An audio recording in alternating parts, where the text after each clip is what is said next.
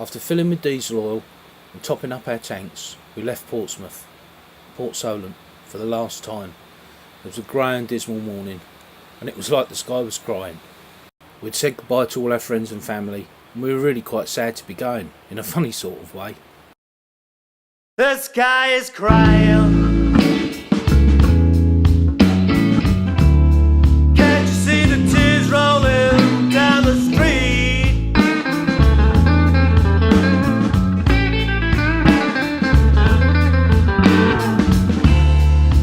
The sky is crying. Can't you see the tears rolling down the street?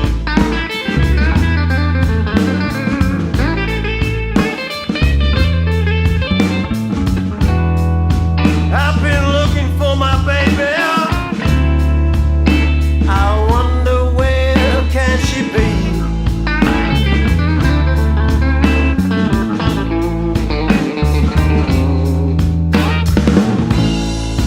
Saw my baby one morning. She was walking on down the street.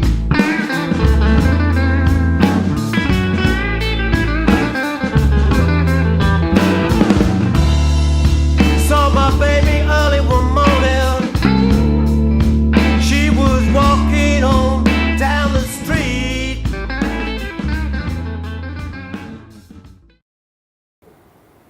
We arrived in Yarmouth with a thunderous looking sky and decided to go into the marina rather than out on the buoys, as we'd planned on leaving at 5 o'clock the next morning, and we wanted to walk the dogs first. When we arrived in the marina, we found that there were some 25 to 35 boats, all gaff rigged, known as the Old Gaffers Association. These beautiful boats are all gaff rigged, and some of them really quite old. They've been lovingly restored, and they look really splendid, all draped in their colours and flags. This was the first time we'd got to use our new 4K Panasonic video recorder. I'm still getting used to it, but I think you'll agree it takes a good shot. It's just the idiot behind the lens that can't work it. That afternoon we saw an unfortunate chap get broadside onto the tide. The River Yar runs at about 3.5 to 4.5 knots on the spring ebb. He's really unfortunate, and with his big long keel, as soon as the water got hold of him and started pushing him sideways, well, there was nothing he could do. There were a few bumps and scratches, but nothing major, and luckily the harbour taxi and the berthing masters with 4 boats managed to push him and pull him free of the large powerboat into which he'd drifted. It's really unfortunate. These things happen. The tide is really powerful in the Yar on the ebb, and it catches people unawares. Now, I nearly had the same thing happen to me a few years ago, but the trick is to use big handfuls of throttle, and if you've got a bow thruster, don't be frightened to use it. Remember which way your prop walks when you go into reverse, and use that to your advantage. Having said all that, I really don't think there was much the guy could have done.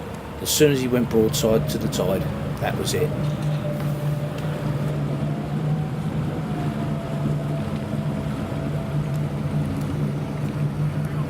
And if you look at the size of the engines, there was over 200 horsepower trying to push that boat sideways against the tide.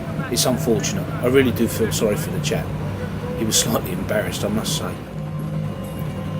We took our pooch crew out for a good long walk as we were off at 5 o'clock the following morning. And then it was early to bed. Beautiful sunny Dartmouth.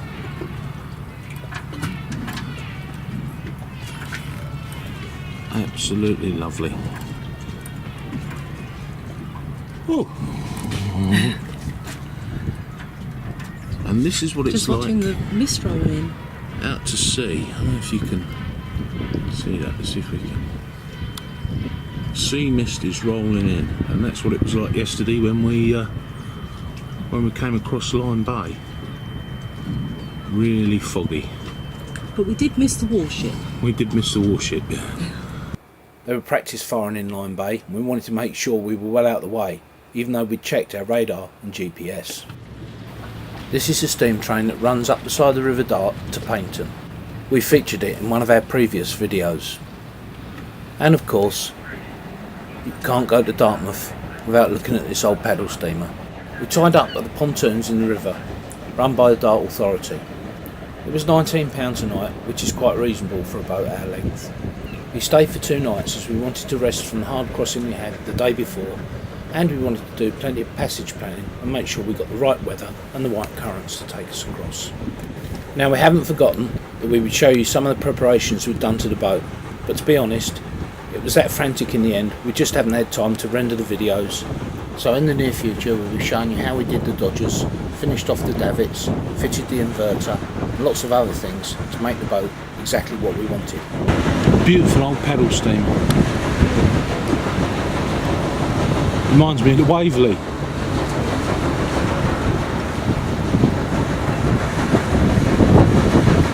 You can now follow our adventures on Facebook. Just search Impavidus on the boat. Safe sailing. Bye! Bye.